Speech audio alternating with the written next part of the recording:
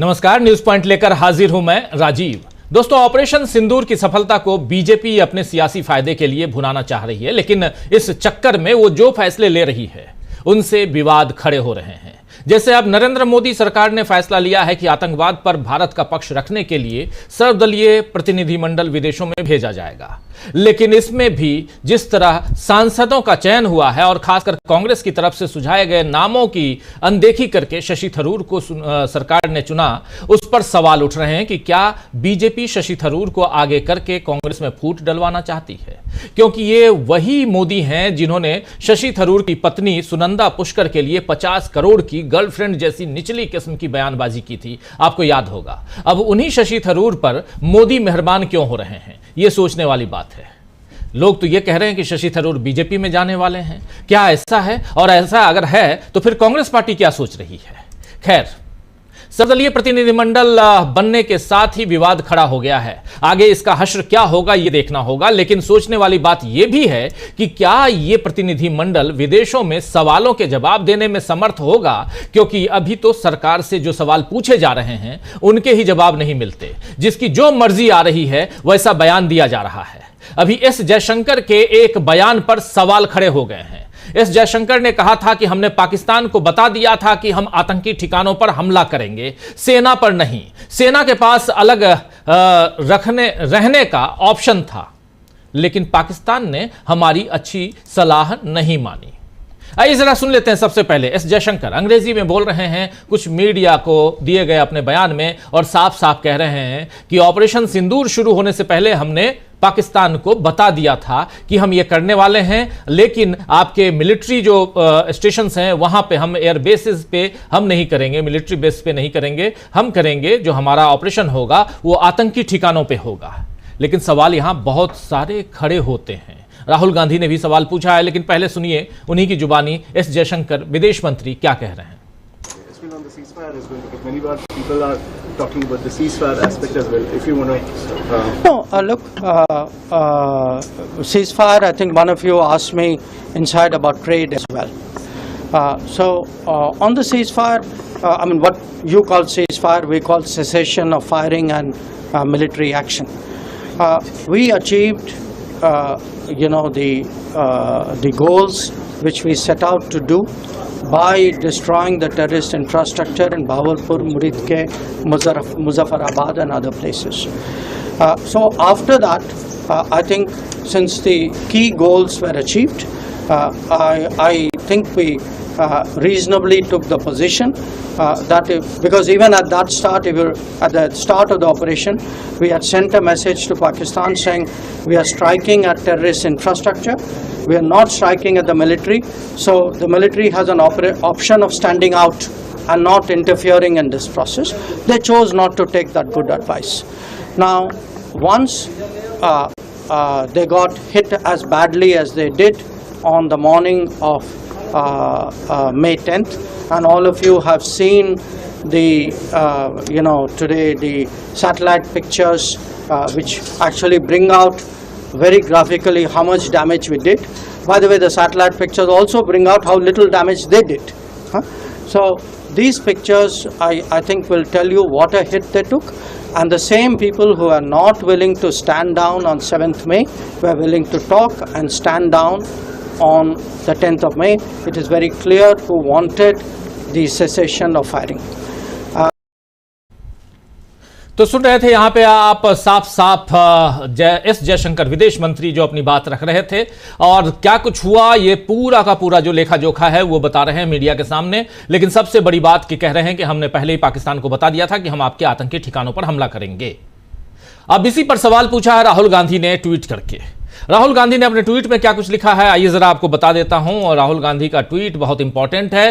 राहुल गांधी उसमें हिंदी में, इंग्लिश में लिखा उन्होंने, हिंदी में आपको बताता हूं कि उन्होंने कहा है कि स्ट्राइक के पहले पाकिस्तान को सूचित करना अपराध था। विदेश मंत्री सार्वजनिक तौर पर इस बात को कबूल रहे हैं। इस बात को किसने अधिकृत किया और हमारे कितने लड़ाकू विमान इस कारण नष्ट हुए। यहां देखिए लिख रहे हैं इंग्लिश में, informing Pakistan at the start of our attack was a crime.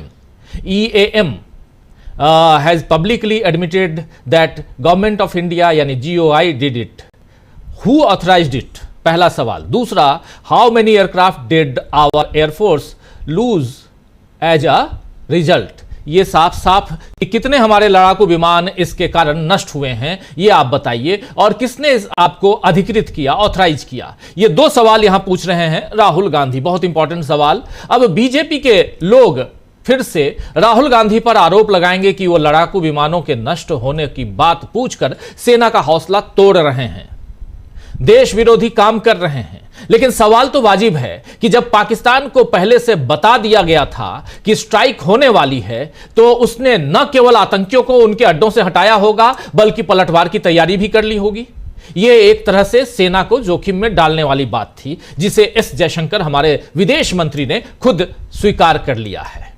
वे भले पाकिस्तान पर आरोप लगाएं कि उसने अच्छी सलाह नहीं मानी, लेकिन क्या एस जयशंकर ये नहीं जानते हैं कि पाकिस्तान हमारा दोस्त देश नहीं है जो सलाह सुनेगा, वो हमारा दुश्मन देश है। ऐसा अगर रहता कि दोस्त देश रहता, तो भला वहां के पाले हुए आतंकी हमारे नागरिकों को क्यों मारते, क्यों पहलगाम की घटना घटती?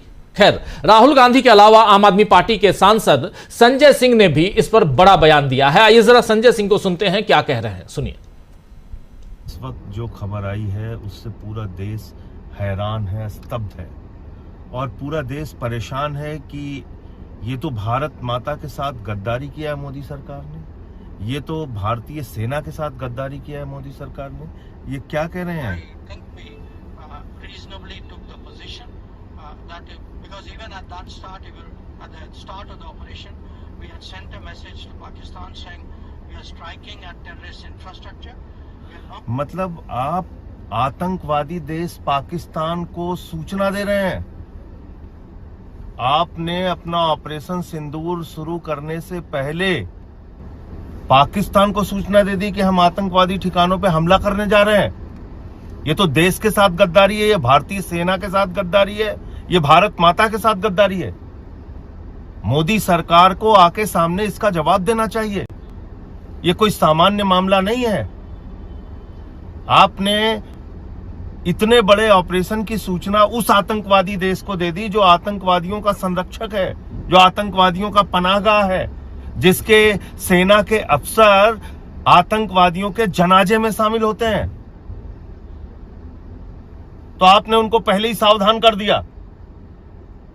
ये तो बहुत ही गंभीर बात है, और मुझे लगता है कि इस पे प्रधानमंत्री नरेंद्र मोदी जी को सामने आके जवाब देना चाहिए। ये देश के साथ गद्दारी है, भारतीय सेना के साथ गद्दारी है। डेलीगेशन का किस तरह से? डेलीगेशन पे अभी जब आगे कोई बातचीत होगी तो उसके बारे में हम अपना पक्ष रखेंगे। और जो कहा जा रहा है कि अलग अलग देशों में जा करके देशों को जो है बताना होगा, साथ लाना होगा, क्योंकि कई देश जो है भारत के विरोध में आते नजर आ रहे हैं। देखिए, ऐसा है, हम देश के हित में हर कर्तव्य में, हर काम में भारतीय सेना के साथ और देश के साथ खड़े हैं। लेकिन अगर कोई सरकार के लोग देश के साथ गद्दारी करेंगे, सेना के साथ गद्दारी करेंगे, तो उसकी सूचना जनता तक पहुंचाना, लोगों तक बताना, यह भी विपक्ष की जिम्मेदारी है। तो अभी तो इस सवाल का जवाब प्रधानमंत्री मोदी जी को देना चाहिए। जो ट्रंप कह रहा है उसमें क्या सच्चाई है, और जो आपके खुद के विदेश मंत्री एस जयशंकर कह रहे हैं कि उन्होंने ऑपरेशन सिंदूर शुरू होने से पहले पाकिस्तान को बता दिया था, इसमें क्या सच्चाई है? शुक्रिया। तो साफ साफ आप सुन रहे थे, यहां बहुत वाजिब सवाल कर रहे हैं आम आदमी पार्टी के नेता संजय सिंह, राज्यसभा में सांसद भी हैं, लेकिन बीजेपी के नेता खुद ही विपक्ष को सवाल उठाने का मौका दे रहे हैं, यह साफ दिखाई दे रहा है।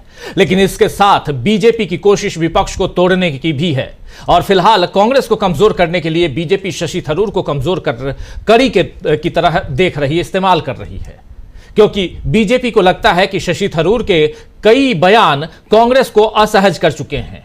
थरूर खड़गे जी के खिलाफ अध्यक्ष पद के लिए भी खड़े थे। आप याद कीजिए, जब अध्यक्ष पद का चुनाव हो रहा था तो शशि थरूर मल्लिकार्जुन खड़गे के खिलाफ खड़े हो गए थे, इसीलिए वो उन्हें अपने पाले में करने में बीजेपी लगी हुई है उनको। इसीलिए सरकार ने प्रतिनिधिमंडल के लिए अपनी तरफ से उनका नाम तय किया, जबकि कांग्रेस से जब नाम मांगे गए थे तो कांग्रेस ने आनंद शर्मा, गौरव गोगोई, डॉक्टर सैयद नसीर हुसैन और राजा बरार का नाम कांग्रेस ने आगे किया था, अपनी तरफ से रिकमेंड किया था। और अब बीजेपी इस पर भी सवाल उठा रही है कि शशि थरूर का नाम कांग्रेस ने क्यों नहीं दिया। अमित मालवीय ने लिखा है ट्विटर पे कि शशि थरूर की वाकपटुता संयुक्त राष्ट्र के अधिकारी के रूप में उनके लंबे अनुभव और विदेश नीति के मामलों पर उनकी गहरी अंतर्दृष्टि को कोई नकार नहीं सकता। यहां साफ साफ उनके लिए, शशि थरूर के लिए उनकी वाहवाही करते हुए नजर आ रहे हैं अमित मालवीय, और कह रहे हैं तो कांग्रेस पार्टी और खास तौर पर राहुल गांधी ने उन्हें विदेश भेजे जाने वाले बहुदलीय प्रतिनिधिमंडल में क्यों नहीं शामिल किया ताकि वे प्रमुख मुद्दों पर भारत की स्थिति स्पष्ट कर सकें। मालवीय ने सवाल उठाया है कि क्या ये असुरक्षा है, ईर्ष्या है, या फिर हाईकमान से बेहतर प्रदर्शन करने वाले किसी भी व्यक्ति के प्रति असहिष्णुता है। ये लिख रहे हैं अमित मालवीय। जिसका घर शीशे का हो दूसरे के घर पर पत्थर नहीं मारा करते, कहते हैं ना। अमित मालवीय साहब से जब सवाल पूछे जाएंगे तो इनसे भी बहुत सारे सवाल पूछे जाएंगे, लेकिन अमित मालवीय अभी सवाल पूछ रहे हैं, शशि थरूर का नाम आगे करके बीजेपी सवाल पूछ रही है कांग्रेस पार्टी से। यही तो है, क्या करें। इस तरह का बयान बता रहा है दोस्तों कि शशि थरूर की आड़ में बीजेपी कांग्रेस को कमजोर करना चाहती है और उसके फैसलों में दखल अंदाजी भी। शशि थरूर की योग्यता क्या है और क्या नहीं है यह अलग मुद्दा है, लेकिन असल बात यही है कि कांग्रेस ने जो नाम दिए उन्हें बीजेपी ने शामिल क्यों नहीं किया। क्या सर्वदलीय प्रतिनिधिमंडल के बहाने भी बीजेपी अपनी ही सियासी रोटियां सेक रही है? ये तमाम सवाल, और लेकिन इन सारे सवालों के बीच सबसे बड़ा सवाल जो एस जयशंकर का जो बयान है वो है, और जिस पर राहुल गांधी ने सवाल पूछा है, क्या कारण था कि ये बातें बताई गई, ये बता दिया गया पहले पाकिस्तान को कि हम आपके यहां आपके आतंकी ठिकानों पर हमला करेंगे। क्या हमारे सैनिकों की जान जोखिम में डाली गई? ये बड़ा सवाल ये भी है। आइए इन सवालों का जवाब ढूंढने की कोशिश करते हैं। हमारे साथ कुछ वरिष्ठ साथी जुड़े हुए हैं, उन सबसे पहले आपका परिचय करवाता हूं, फिर आगे बढ़ते हैं। जरा स्क्रीन पर हमारे तमाम साथियों को ले आइए। और बहुत इंपॉर्टेंट है यहां आज इस चर्चा में ये जानना कि आखिर देश की सुरक्षा जो है क्या वो खतरे में थी।